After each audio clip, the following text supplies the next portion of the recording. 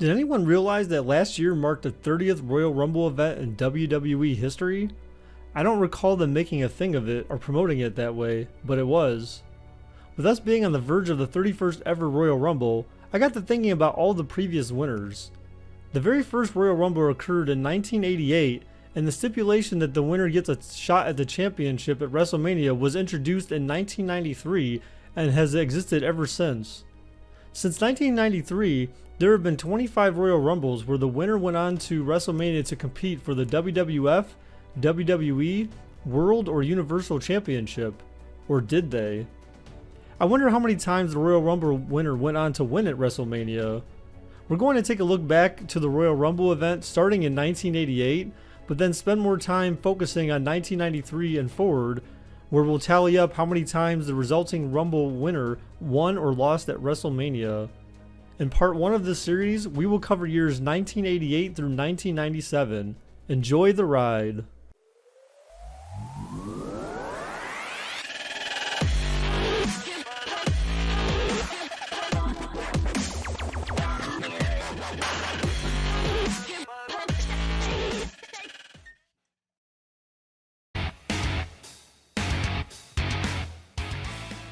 (1988) marked the first ever Royal Rumble event, which was historic in itself. The prestige of this event was made clear with a fairly star-studded cast of wrestlers participating in the event. Harley Race, Don Morocco, Junkyard Dog, Hacksaw Jim Duggan, Bret the Hitman Hart, Jake the Snake Roberts, Jim the Anvil Neidhart, and Ultimate Warrior were some of the more prominent wrestlers to compete in this match.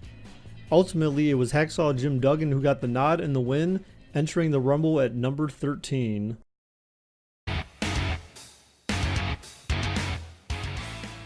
(1989) was WWE's second installment of the Royal Rumble and was better than the first, mainly because 10 more entrants were added to the match. Hulk Hogan, Randy Savage, Big Boss Man, Shawn Michaels, Mr. Perfect, Andre the Giant, and Axe and Smash from Demolition were some of the big names included in the Rumble this year, but ultimately Big John Studd ended up winning it, entering the Rumble at number 27. 1989 marked the first time the current champion, which was Randy Savage at the time, was included in the event. A notable point from the match was that Mr. Perfect was in for almost 28 minutes. That was the longest anyone had been in a Royal Rumble match up to that point, and became something fans and commentators alike looked forward to in the years to come.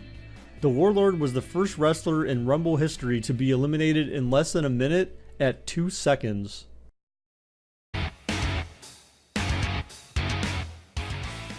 In 1990 and the years to follow, the only way the WWE could make the Royal Rumble more meaningful was to add more star power to it. Hulk Hogan, Ultimate Warrior, The $1 Million Man Ted DiBiase, Shawn Michaels, Bret Hart, Roddy Piper, Randy Savage, Jake the Snake Roberts, Mr. Perfect, and Ravishing Rick Rude were just some of the big names who participated in the match. The highlight from this match was that Ted DiBiase lasted 44 minutes and 47 seconds, entering at number 1. The winner of the match was Hulk Hogan, entering at number 25. Hulk Hogan was the only WWE champion in history to win the Rumble while holding the belt.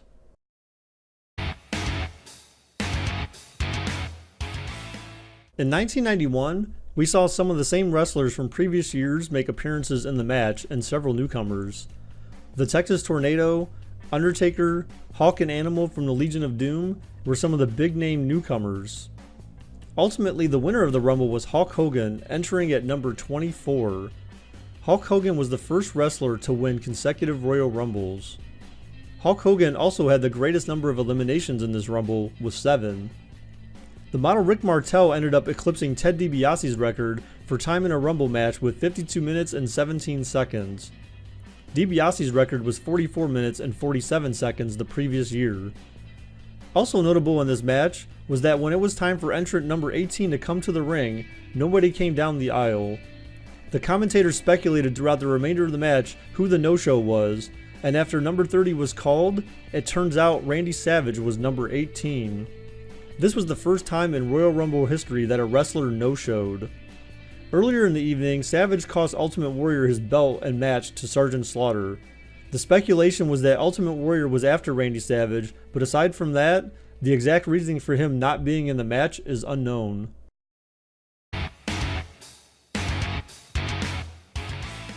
In 1992, the WWE needed to do something to make the Royal Rumble more exciting.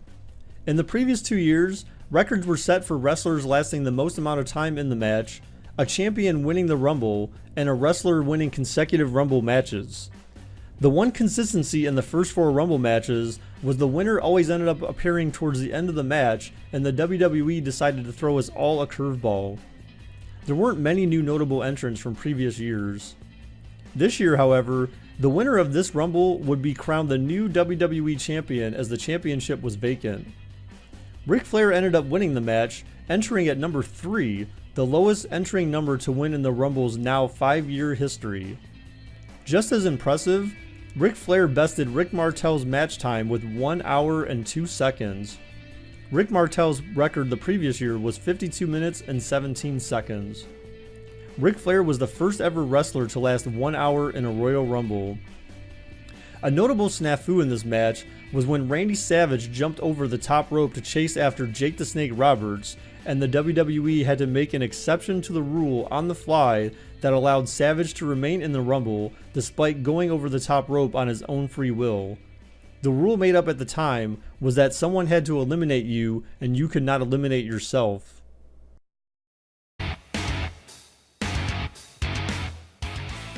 From this point forward, not only will I discuss the Royal Rumble winner and notables from that year's Royal Rumble match, but I'm also going to tell you who the winner faced at WrestleMania and if they won or lost the match. In 1993, the WWE did the only thing they could do, have Ric Flair enter as the number 1 entrant in the Royal Rumble match. Given his success the previous year at number 3, that set the possibility in everyone's mind that Ric Flair could win from the number 1 position. Some of the newcomers to the Rumble this year were Tatanka, who was undefeated in the WWE at the time, Owen Hart, Jerry Lawler, Papa Shango, and Yokozuna. Yokozuna ended up winning the match, entering at number 27, and also had the greatest number of eliminations with 7. Yokozuna's most notable elimination was his last. Randy Savage tried pinning Yokozuna after dropping his patented elbow drop, and Yokozuna kicked out of the pin, sending Randy Savage over the top rope. This match also featured a new record for most time in a match, set by Bob Backlund, who lasted 1 hour, 1 minute, and 10 seconds, beating last year's record set by Ric Flair at 1 hour and 2 seconds. Also notable in this match was the introduction of the Giant Gonzalez. The Undertaker had just eliminated the Berserker, and the Giant Gonzalez was in the ring one-on-one against the Undertaker. While the Undertaker and Gonzalez traded punches for at least 4 to 5 minutes, nobody had entered the ring, and the Gonzalez also eliminated the Undertaker from the match. With Yokozuna winning the Rumble, he went on to WrestleMania 9 to face Bret Hart, where he ended up winning thanks to Mr. Fuji throwing salt in the eyes of Bret Hart while he had a sharpshooter locked on. After the match, Hulk Hogan came down to tell the ref how Yokozuna cheated, but then Mr. Fuji instead issued Hulk Hogan a challenge on the spot to fight Yokozuna. Hulk Hogan proceeded to help Bret Hart up the aisle to the locker room, when Mr. Fuji then added that they would also put the belt on the line. Bret Hart waved at Hulk Hogan to go fight for the belt. As Hulk Hogan got into the ring, Yokozuna attacked and then held his arms back while Mr. Fuji pulled out more salt, but when Mr. Fuji threw the salt, he ended up hitting Yokozuna instead of Hogan. Hogan ended up hitting the leg drop and winning the belt. Yokozuna's championship reign had lasted about 10 minutes. This was a moment that still gives me goosebumps and one of my favorite wrestling moments as a kid. Ultimately, Yokozuna did capitalize on his Royal Rumble win, so that counts as a win, but to lose the belt so fast had to be demoralizing.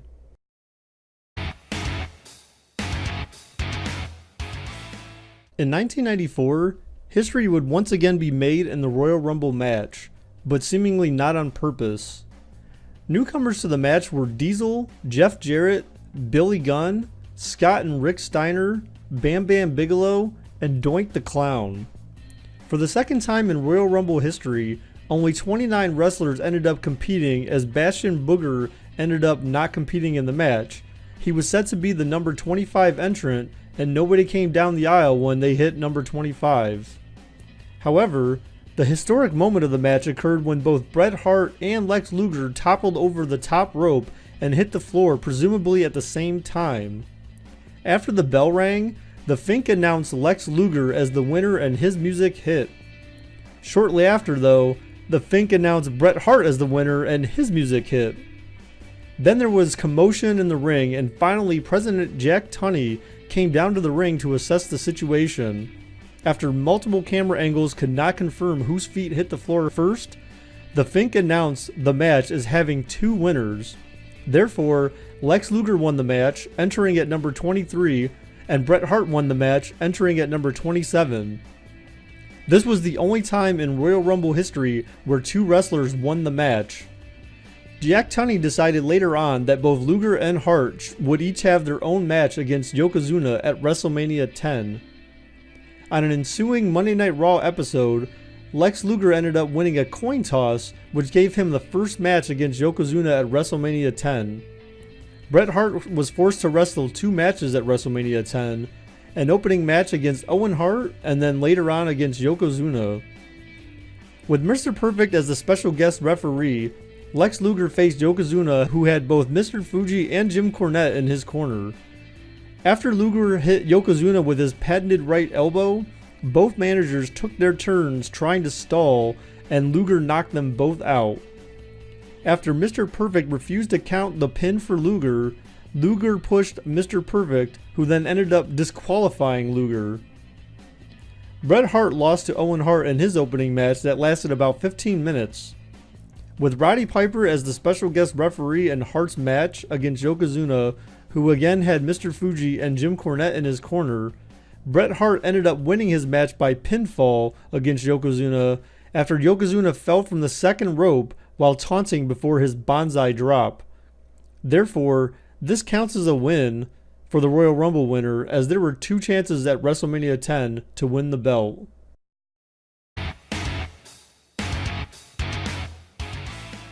In 1995, the unthinkable would happen in the Royal Rumble match. The reward for whoever won the Rumble would end up having Pamela Anderson escort them through WrestleMania. Shawn Michaels entered at number 1 and ended up winning the match. Not only that, but the British Bulldog, who entered at number 2, was the last guy eliminated by Shawn Michaels. An interesting thing about the Bulldog's elimination is that it was thought that Shawn Michaels had actually been eliminated by the Bulldog initially, to the point where they played the Bulldog's music, yet the bell did not ring to end the match.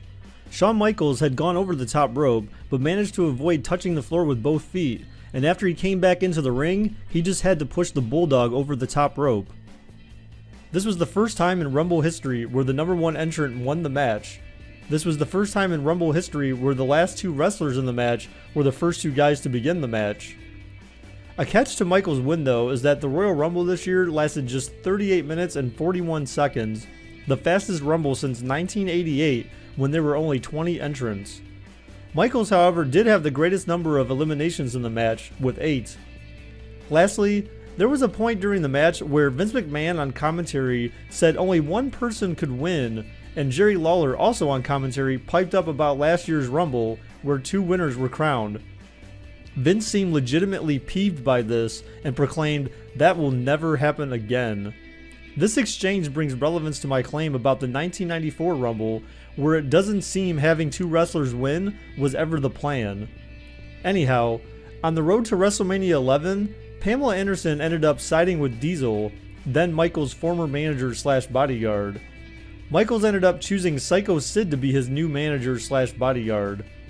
At WrestleMania 11, Michaels dominated most of his match against Diesel, but came up short as Diesel pinned Michaels clean to retain the title. It appears Michaels was supposed to hit a top turnbuckle previously exposed by Psycho Sid, but Diesel did not flip Michaels accordingly, and Michaels ended up hitting the middle turnbuckle instead. Diesel also completely botched the jackknife powerbomb used to ultimately finish Michaels. 1995's Royal Rumble winner did not prevail at WrestleMania.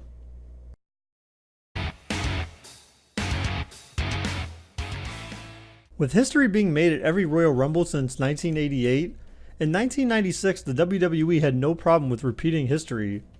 First, this was the first time since 1988 that the Royal Rumble match was not the main event. This Rumble was not very star-studded for its time and featured some of the same wrestlers from the previous couple of Rumbles, but very few big names. It is worth noting this is one of the first Rumbles since the beginning of the Monday Night Wars between WWE and WCW. For the second time in Royal Rumble history, a wrestler won consecutive Rumbles, with Shawn Michaels winning, entering at number 18. Vader had actually eliminated Shawn Michaels at the midpoint of the Rumble when Michaels eliminated both Vader and Yokozuna when Yokozuna was trying to eliminate Vader. Vader had come back into the ring angry and immediately went after Shawn Michaels, gorilla pressing him and throwing him over the top rope. He also eliminated Triple H and Bob Holly. However, the WWE made up a rule on the fly yet again that Michaels, Triple H, and Bob Holly were not eliminated because Vader was previously eliminated. However, while not highlighted during the previous year's Rumble matches, eliminated wrestlers had helped to eliminate other wrestlers from the Rumble, and those were considered questionable but okay. When Jake the Snake Roberts entered at number 7, he brought his snake with him and ended up tormenting Jerry the King Lawler with it. Lawler then proceeded to leave the ring afterwards and hide under the ring. It wasn't until 36 minutes into his time in the match that Shawn Michaels dragged Lawler out from under the ring and then proceeded to eliminate him. At WrestleMania 12, Shawn Michaels had a 60-minute Iron Man match against Bret Hart for the title. The match originally ended in a draw as the clock expired and no pinfalls or submissions had taken place. As Hart grabbed his belt and left the ring, Gorilla Monsoon was in the ring talking with the officials, and it was announced that the match would continue under sudden death rules. Only a couple minutes after the match had been restarted, Michaels hit 2 super kicks on Bret Hart and pinned him, winning the belt. Michaels' Royal Rumble win netted him the belt for the first time in his career.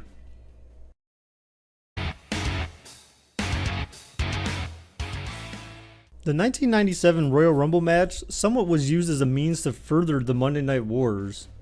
This match featured fake Razor Ramon and fake Diesel as they had defected to WCW mid-1996. The Rumble also had 4 entrants from Lucha Libre AAA Worldwide, who was in partnership with WWE at the time. Some future superstars participated in this match for the first time, including Stone Cold Steve Austin, Rocky Maivia, Mankind, and Jesse James. Stone Cold ended up winning the match, entering at number 5. Stone Cold had the greatest number of eliminations in the Rumble, 10, tying only Hulk Hogan's elimination count from 1989, the most of any wrestler in a Rumble at this point in time. The major event that occurred during the Rumble was Bret Hart eliminating Stone Cold, only for the refs to have been distracted and not notice he was eliminated.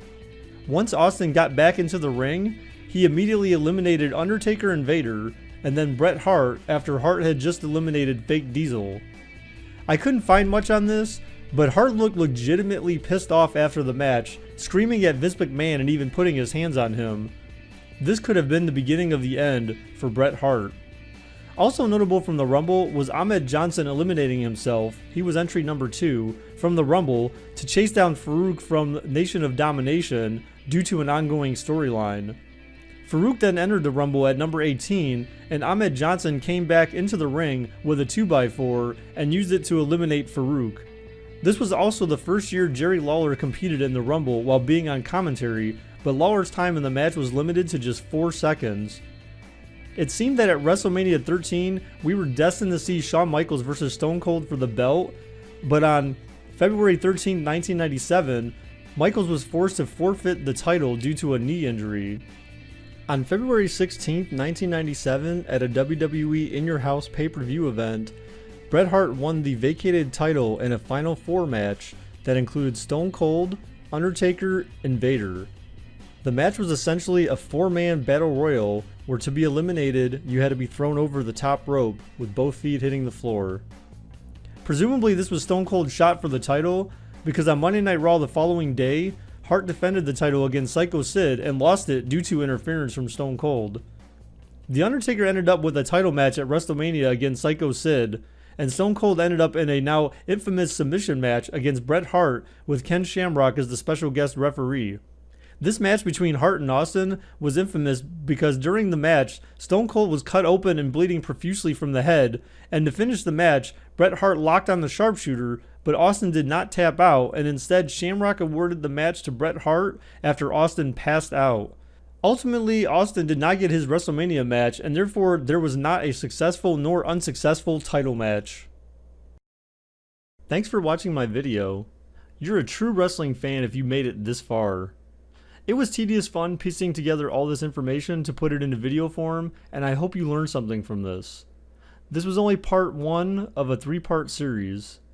In my next video, I will cover Royal Rumble starting from 1998 through 2007, and I look forward to bringing you more interesting information.